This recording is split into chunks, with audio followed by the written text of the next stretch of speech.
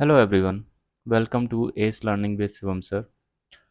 ये कर रहे हैं हम 5 वर्ड्स की सीरीज़। और ये हमारा आज के जो हमारे 5 वर्ड्स हैं वो हैं फशाड, गैफ, हैमलेट, इग्नमनी, जेपर्डाइज। फशाड फशाड जो होता है वो हम एक नाउन है।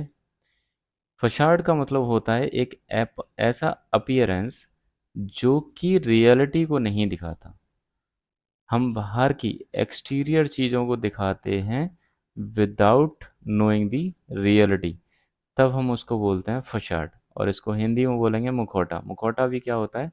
जब हम अपनी रियलिटी को छुपाते हैं, रियल फेस को छुपाते हैं, तब हम उसको बोलते हैं मुखौटा। सिनोनिम्स हो जाएंगे फ्रंट, एक्सटीरियर, विनियर। विनियर क्या होता है? जैसे आपने सुना होगा मेकअप, एक थिन सीट होती है। थिन सीट का हम यूज़ करते हैं किसके लिए? ताकि रियलिटी को छुपा सकें। तो जब हम मेकअप करते हैं, मेकअप को भी हम विनियर बोल सकते हैं। या फिर कोई डेकोरेशन करते हैं, डेकोरेशन में जब हम थिन सीट्स वगैरह के यूज़ करते हैं तो वहाँ पर हम बोल सकते हैं विनियर। तो विनियर क्या है? एक ऐसी थिन सीट जिसकी वजह से हम रियल अपीयरेंस को छिपा रहे हैं। Surface, appearance. अपीयरेंस जो हमें सामने से दिखता है उसको बोलते हैं अपीयरेंस। एंटोनिम की बात करें तो रियलिटी, सच्चाई क्या है? सामने हमारे कुछ भी हो पर उसके पीछे का ट्रुथ क्या है, सच्चाई क्या है? ट्रुथ। इंटीरियर, अंदरूनी भावना क्या है? Interior. Despite, its charming facade. जो चार्मिंग फसाड है किसका? बिल्डिंग का। एक जो चार्मिंग फसाड है किसका? बिल्डिंग का। तो बिल्डिंग का चार्मिंग फसाड होने के बावजूद भी हमें सामने से देखकर ये साफ साफ साफ पता लग रहा है कि उसको रिपेयरिंग की ज़रूरत है। ये हमारा सेंटेंस यूसेज है कि हम सेंटेंस में वर्ड्स को कैसे यूज़ करते हैं। और आप भी ट्राई करिएगा कि हम अपने वर्ड्स को, जो भी हम सीख रहे हैं, उनको अपने सेंटेंस अपने अकॉर्डिंग कैसे बना सकते हैं। ओके। नेक्स्ट हमारा वर्ड है गैफ। गैफ क्या है? एक नाउन की तरह यूज़ करते हैं। ये एक ऐसी गलती है जो अनइंटेंशनली होती है, मतलब हम इसको चाहते नहीं हैं, जानबूझकर नहीं करते, अनजाने में ऐसी गलतियां हो जाती हैं, तो हम उसको बोलते हैं गैफ। ठीक है। सिनोनिम हो जाएंगे इसके blunder, mistake, error, slip up. Slip up, इसको हम रिलेट कर सकते हैं, जब हम बहुत बार सेंटेंसेस का यूज़ करते हैं तो हमारी टंग स्लिप हो जाती है, तो उसको बोल सकते हैं स्लिप अप। एक मिस्टेक, ऐसी मिस्टेक जो हमने जानबूझ के नहीं की। मिस्टेक, जो नॉर्मली हमसे गलतियां हो जाती हैं हमारी लाइफ में, उसको बोलते हैं मिस्टेक। और ब्लंडर हम बोलते हैं जब हमसे कोई बिग मिस्टेक हो जाती है। तो इन दोनों का खास ध्यान रखिएगा कि बहुत सारे लोग जो हैं इसको डबल यूज़ कर देते हैं हमसे।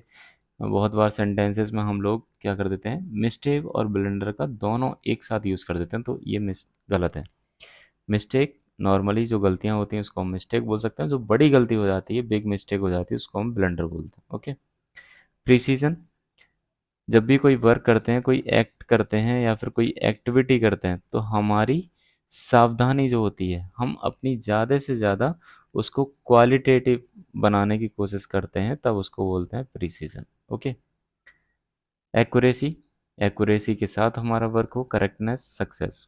सेंटेंस यूसेज हो जाएगा क्या? ड्यूरिंग दी प्रेस कॉन्फ्रेंस, एक प्रेस कॉन्फ्रेंस हो रही थी, उसके दौरान जो पॉलिटिशियन थे उन्होंने मिस प्रोनाउंस कर दिया अपनी ही कंट्री का नाम।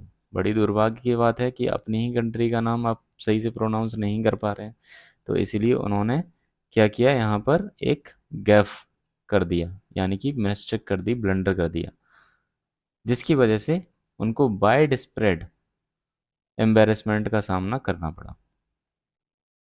नेक्स्ट वर्ड है हेमलेट। हेमलेट क्या होता है? एक ब्लेज होता है जहाँ पर बहुत सारे घर होते हैं। बहुत सारे घर, ब्लेज जो होते हैं उनकी डेंसिटी कम होती है, बट फिर भी एक ऐसा ब्लेज जहाँ पर डेंसिटी तो है लेकिन जो घर बने हुए हैं बहुत ज़्यादा दूरी पर बने हुए हैं। तो ऐसे ऐसे प्लेसेस को हम बोलते हैं, ऐसे ब्लेजेस को हम बोलते हैं हेमलेट। और हेमलेट भी क्या है? एक नाउन है। ओके। सिनोनिम हो जाएंगे ब्लेस, सेटलमेंट, कम्युनिटी। इसके एंटोनिम सिटी, सिटी में हमें पता है कि जो लोग होते हैं, जो पीपल होते हैं, बहुत ज़्यादा डेंसिटी में रहते हैं, बहुत ज़्यादा घनत्व में रहते हैं, तो इसलिए ये सिटी इसका एंटोनिम हो जाएगा। मेट्रोपोलिस, मेट्रोपोलिस जो इम्पोर्टेंट सिटीज़ होती हैं, या फिर इम्पोर्टेंट सिटीज़, या फिर कैपिटल ऑफ द स्टेट, या फिर कैपिटल ऑफ द स्टेट, तो हम ऐसी जगह को बोलते हैं क्या, मेट्रोपोलिस। जैसे न्यू दिल्ली, दिल्ली हो गया, मुंबई हो गया, लखनऊ हो गया, तो ये सभी क्या हो जाएंगे, metropolis. Town usage, the peaceful Hamlet.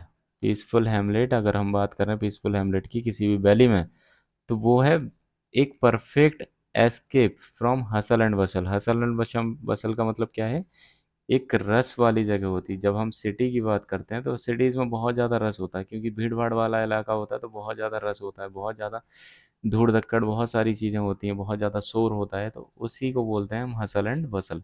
तो इस हसल और बसल से अगर हमें दूर रहना है तो हमें क्या रहना पड़ेगा, हेमलेट वाली जगह पर, हेमलेट जैसी जगह पर रहना पड़ेगा, इन सब से, इस रस से दूर रहने के लिए। ओके। नेक्स्ट है इग्नोमनी। इग्नोमनी, तो इग्नोमनी क्या होता है, एक अपमान होता है, एक अपमान, ऐसा अपमान जो कि पब्लिकली हो जाए, या फिर डिस्ग्रेस।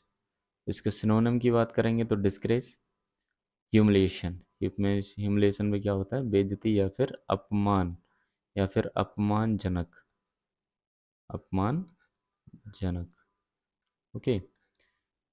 एंटोनिम हो जाएंगे ऑनर या फिर ग्लोरी। ऑनर क्या है, एक सम्मान, सम्मान की अगर बात करें, प्रसन्न, सम्मान, तो इसके ये एंटोनिम हो जाएंगे ऑनर एंड ग्लोरी, सम्मान।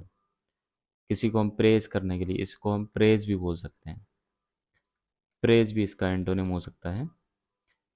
आफ्टर द स्कैंडल, एक स्कैंडल हुआ, मतलब कोई गलती हो गई जिसकी वजह से बहुत ज़्यादा वो लोग क्या हो गए, वायरल हो गए। कौन हो गए, पॉलिटिशियन हो गए, पॉलिटिशियन को फेस करना पड़ा स्कैंडल की वजह से, क्या, इग्नोमनी, यानी कि अपमानजनक, अपमान को फेस करना पड़ा, पब्लिकली अपमान को फेस करना पड़ा, और उसकी वजह से उन्हें अपनी पोजीशन से रिजाइन भी देना पड़ा।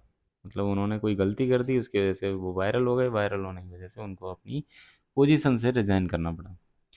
नेक्स्ट है हमारा जेपर्डाइज।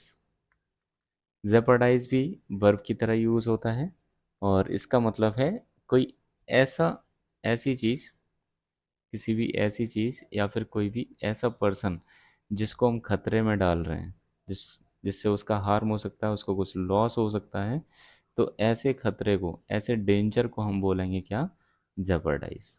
ओके। जेपर्डाइज क्या है, एक वर्ब है। इसके सिनोनिम्स हो जाएंगे एंडेंजर, रिस्क और एम्पेरल। एम्पेरल को हम डायरेक्ट बोल सकते हैं, ये क्या है, डेंजर का डायरेक्ट सिनोनिम है, एम्पेरल। एंटोनिम, प्रोटेक्ट, सेफगार्ड और सिक्योर। तीनों ही किसकी बात कर रहे हैं, सेफ्टी की बात कर रहे हैं, सेफगार्ड की बात कर रहे हैं, प्रोटेक्शन की बात कर रहे हैं। रेकलेस, यहाँ पर ये सेंटेंस यूसेज है, और सेंटेंस यूसेज में क्या है, रेकलेस ड्राइविंग। तो यहाँ पर एक आपको नया वर्ड देखने को मिलेगा, रेकलेस। रेकलेस क्या होता है, जब हम सावधानी पूर्वक कोई काम ना करें, यानी कि कोई भी इररिस्पॉन्सिबिलिटी से जब हम कोई वर्क करते हैं, तो हम उसको बोलते हैं रेकलेस, इररिस्पॉन्सिबल, या फिर इस इररिस्पॉन्सिबिलिटी। रेकलेस ड्राइविंग, एक ऐसी ड्राइविंग कर, कोई ड्राइवर है वो ड्राइविंग कर रहा है और बिना किसी सावधानी पूर्वक के, तो उसको बोलेंगे जेपर्डाइज कर रहा है क्या, सेफ्टी को। किसकी सेफ्टी को, every one on the road. अगर कोई ऐसी ड्राइविंग कर रहा है जो दूसरों के लिए खतरा पैदा कर सकती है, तो हम उसको बोलेंगे जेपर्डाइज। Okay, reckless driving. ये था हमारा आज का लास्ट वर्ड। और कल का जो होमवर्क था वो था अफेक्ट और इफेक्ट में क्या अंतर होता है। तो अफेक्ट जो होता है एक वर्ब की तरह हम यूज़ करते हैं, और इसका हिंदी मीनिंग होता है प्रभाव। प्रभाव, कोई भी एक्ट है, कोई भी एक्शन हुआ है, तो उसका प्रभाव क्या पड़ेगा, तो उसको बोलेंगे अफेक्ट। टू इन्फ्लुएंस और make a change in something, that is प्रभाव। सेंटेंस यूज, अगर हैवी रेनफॉल होती है तो हैवी रेनफॉल की वजह से क्या होता है, हार्वेस्ट की, उस साल की हार्वेस्ट पर प्रभाव देखने को मिलेगा ही मिलेगा। ओके। इफेक्ट की बात करें तो ये एक नाउन है, ये एक नाउन की तरह यूज होता है, और यही अंतर है, दोनों को जो प्रोनाउंसिएशन है वो सेम है, इसीलिए इनको बोलते हैं हम होमोफोन्स। ऐसे जो वर्ड्स होते हैं हम उनको बोलते हैं होमोफोन्स। तो होमो का मतलब होता है सेम, और फोन्स का मतलब हो गया साउंड, जिसकी सेम साउंड हो। अफेक्ट और इफेक्ट थोड़ा सा अंतर है, अफेक्ट और इफेक्ट। तो इसलिए अफेक्ट जो हो गया वो वर्ब हो गई, इफेक्ट नाउन हो गई। तो ऐसे वर्ड को आपको जानना जरूरी होता है। नाउन है, इसकी बात करें तो ये रिजल्ट की बात करता है, जो भी परिणाम आते हैं उनकी बात करता है।